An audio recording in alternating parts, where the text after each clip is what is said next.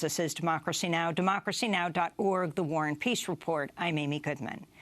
Facebook CEO Mark Zuckerberg faced off with senators Tuesday in a marathon 5-hour hearing on the privacy scandals plaguing the social network. Zuckerberg was called to answer questions about how the voter profiling company Cambridge Analytica harvested the data of more than 87 million Facebook users without their permission in efforts to sway voters to support President Donald Trump. In the first of 2 days of hearing, Zuckerberg repeatedly apologized. We didn't take a broad enough view of our responsibility, and that was a big mistake. And it was my mistake, and I'm sorry. I started Facebook, I run it, and I'm responsible for what happens here. The Facebook data was first obtained by a Cambridge University academic named Alexander Kogan, whose company Global Science Research built an app that paid Facebook users to take a personality test and agree to have their data collected. The app also collected data on these users' friends, meaning it actually collected personal information from tens of millions of users without their knowledge. Cambridge Analytica then bought this data in order to turn a voter profiling company into a powerful psychological tool, which began launching targeted political ads aimed at carrying out Robert Mercer's far-right political agenda. Democratic Senator Kamala Harris of California questioned Zuckerberg about why it took Facebook 27 months, more than 2 years, to alert users to the Cambridge Analytica breach. Are you aware of anyone in leadership at Facebook who was in a conversation where a decision was made not to inform your users, or do you believe no such conversation ever took place? I'm not sure whether there was a conversation about that, but I can tell you the thought process at the time of the company, which was that in 2015, when we heard about this, we banned the developer and we demanded that they delete all the data and stop using it, and same with Cambridge Analytica. They told us they had testimony in that regard, but I'm talking about notification of the users, and this relates to the issue of transparency and the relationship of trust, informing the user about what you know in terms of how their personal information has been misused. And I'm also concerned that when you personally became aware of this, did you or senior leadership do an inquiry to find out who at Facebook had this information, and did they not have a discussion about whether or not the users should be informed back in December of 2015? Senator, in retrospect, I think we clearly view it as a mistake that we didn't inform people, and we did that based on false information that we thought that the case was closed and that the data had been deleted. So there was a decision made on that basis not to inform the users. Is that correct?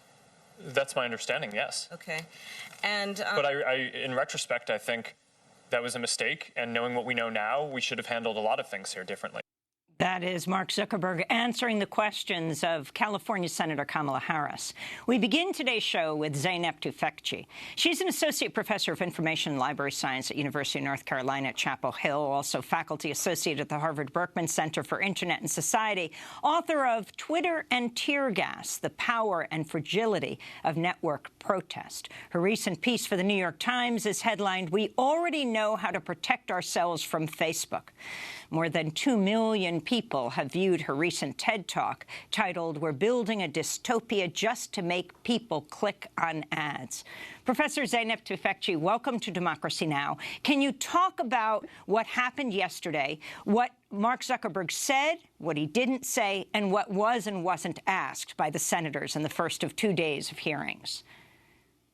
So what was really interesting yesterday is that the senators started asking questions that sounded fine, and probably because the staffers sort of prepared the questions well. And then they got lost in asking the questions. They weren't able to understand how Facebook actually worked. They kept asking sort of technically weird questions. It didn't make sense. And even more striking, there were times that Facebook's own CEO, Mark Zuckerberg, couldn't answer fairly basic questions on how the platform worked. For example, he was asked, can Facebook track users across devices? Does Facebook track people's browsing or their activities when they're logged out? The answers to both are yes, and Zuckerberg struggled and said, I'll have my team get back to you. To me, this is kind of like this interesting moment where we are finally struggling to understand and grapple with the new information commons, even after all these scandals, all these brouhaha. And I wrote a piece recently for Wired too, where I listed the 14 years of apologies. So this isn't even the first time Facebook CEO is apologizing. He's been apologizing nonstop before even Facebook was founded. He was apologizing for the previous version of the initial prototype for Facebook Face Mash.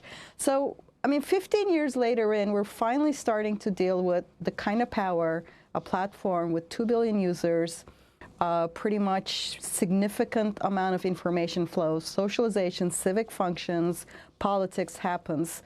I did find it quite interesting that there was finally some questions on its power, whether it had competition, how, you know, because Facebook is essentially without competition at this point. That's what makes it partly so powerful. There were a lot of questions that weren't really asked. I mean, Facebook tracks people who don't even use the platform. They have shadow profiles. It's data. Mark Zuckerberg constantly tried to say, we'll keep the data within our walls. But the problem is how much data they collect in the first place. I mean, of course, it's better if they don't just recklessly give away the data as they did probably more than once, not just Cambridge Analytica. But even if they shut that down as they did in 2015, and even if they do a good job collecting this much data on 2 billion people and then selling their eyeballs to whomever's paying Facebook, selling their attention, that's the product of Facebook, is a huge problem. The fact that if you want to do politics, if you want to socialize, if you're an immigrant and have family around the world, the fact that that's the platform you kind of have to be on is a huge problem. It was touched upon but not really delved into. And maybe what I didn't really see is, and which is what I wrote in the New York Times op-ed that you mentioned, is that what are we going to do about it? I mean, we actually know enough. We don't really need Mark Zuckerberg to explain the very basics of Facebook to a bunch of senators who don't seem to even understand that. We need to sit down and say, how do we deal with the new information commons? How do we deal with the new public sphere as it operates? I want to turn to Democratic Senator Dick Durbin of Illinois questioning Facebook CEO Mark Zuckerberg. Would you be comfortable sharing with us the name of the hotel you stayed in last night?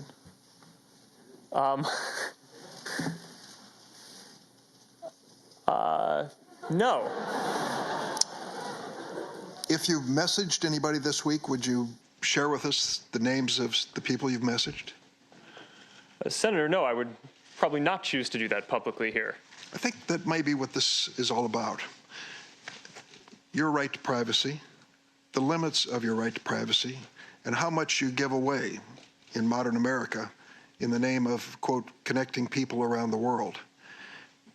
A question basically of what information Facebook's collecting, who they're sending it to, and whether they ever asked me in advance my permission to do that. Is that a fair thing for a user of Facebook to expect?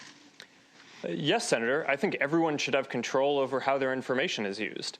And as we've talked about in some of the other questions, I think that is laid out in some of the documents. But more importantly, you want to give people control in the product itself. So that was Mark Zuckerberg's response. Zeynep Tufekci, just explain exactly what's going on here. And also this bigger point that Kamala Harris raised, which for more than 2 years you decided not to tell anyone about the fact that that 80 million users had their information given over.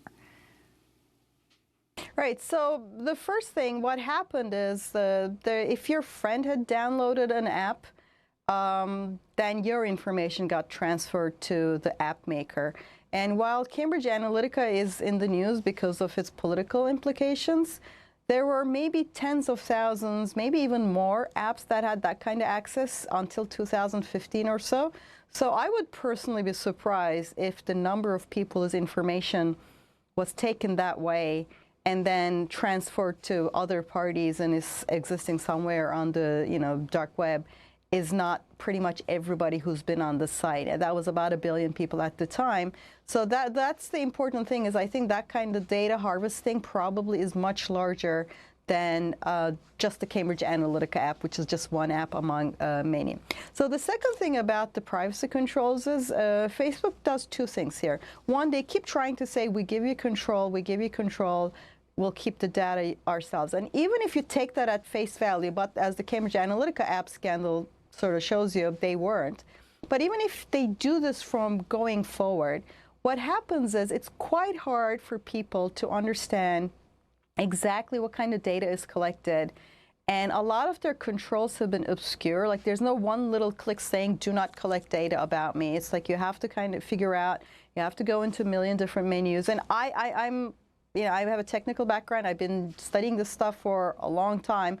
And I sometimes get lost in the weeds of their menus and can't figure out how to do this. How is an ordinary person supposed to figure this out? So that's the first thing. The second thing is, by promising to keep the data completely secure from now on, they're still not dealing with the fact that they are collecting an enormous amount of data, and that is not just what you voluntarily shared. So a lot of people saying, you know what, I don't care. I told Facebook where my college is, what my political views are, and I told Facebook the pages I like, and that's okay. But that's not all it collects. It purchases data from data brokers. You know, there's your shopping habits. It promised to merge offline data. Like if you go into a store and buy something, it wants to match you to your Facebook ID. It collects data while you're browsing across the web by tracking pixels. It tracks you across devices. On Android phones, there was this obscure control. If you kind of missed it, it flashed before you. Before you knew it, you had just given it permission to read and sort of have information on all the text messages, the SMS messages you sent outside of the app. You know, you're just texting normal people. And when people were downloading their Facebook database this week as a result of the scandal and thinking what's in there, a lot of people found that every single text message they had sent on their Android phone, you know, they're just messaging their parent or, you know, their girlfriend, boyfriend, whatever, it's all on Facebook's databases. So this kind of surveillance machine, which is then used where the data is used to target you to whomever's paying Facebook, is dangerous on its own. Now, a lot of people mistakenly think that Facebook sells your data. Facebook doesn't sell your data. Facebook sells you, right? Facebook's selling your attention, and it's selling people's attention screen by screen, so you don't really get to see at a global level what's going on. For example, you know, a lot of media critics would remember when leading up to the Iraq War, New York Times got a lot of things wrong, and it was horrible in its consequences. It was a grave problem. But you could at least see it and say, look, this is wrong, and you could try to get in the public sphere and try to correct it. I mean, it's not an ideal situation, obviously, but at least you know what's in front of you, and you can organize, and you can try to do something. Whereas when misinformation is targeted on Facebook, or hate speech, or things that are that either go viral organically or where advertisers can target you, you don't even see it. So it's the combination of this kind of power is a huge problem that we need to deal with. You know, you gave this very interesting TED Talk where you talk about artificial intelligence, this kind of ad targeting. And people know about ad targeting, maybe, but how deep it is. And you talked, for example, about identifying people who are bipolar, and explain this. It is just astounding. Okay, so it is astounding, and this is the part, once again, it doesn't get understood well, because people think like the past. Like, I subscribe to Outside magazine. It's like this travel adventure. So if somebody wants to advertise on that to me, I'm on the subscriber list. That's the old method, right? It's a pretty clear, direct link. What happens now with artificial intelligence is that computers, computational inference, can take seemingly unrelated data. Things like your Facebook likes, right? Not on the topic, but just your Facebook likes. Your posting frequency, the sort of the semantic tone of your words, and it can predict things like whether you're likely to enter into clinical depression, or whether you're likely, say, to enter a manic phase if you have bipolar mental health issues before the onset of clinical symptoms. So the computer can, you know, if with enough data about you, and it's not a lot of data, it's definitely the kind of data Facebook has on you, you can predict people's likelihood of entering a depressive state or a manic state in the next few months before we even have a clinical test for it, because there are no clinical symptoms. Now, you can imagine the kind of manipulation that it's open to. You know, you want to target people that you want to sell them discounted Las Vegas tickets to. You want to invite them to a casino. Well, you know what? People about to enter a manic phase would be prime vulnerable targets, because people become compulsive spenders and gamblers, or at least have a tendency to. If you got people's personality profiles, which we know from research you can do with Facebook, people with, you know, certain kinds of personality traits are more open to voting for authoritarians when they're afraid, according to research. You can try to target those people. And sometimes you can do all of this because of the way current computational models work. You can do all of this without even knowing you're doing this. You're going to go tell the computer, go find me people who are going to, you know, more likely to buy tickets to Vegas or more likely to vote for this guy when they're afraid. You can just sort of tell the computer what to optimize for, and it can do all of this, and you don't even know. Like, you could even not have the intention to do this, but the way machine learning works today, you could do this. So this is what I said. We could enter into a phase of what I termed surveillance authoritarianism, where we don't face the kind of 1984 model where there's open totalitarianism, where we're kind of dragged off in the middle of the night kind of situation, but we're silently and quietly and person by person, screen by screen, nudged and manipulated according to our individual vulnerabilities.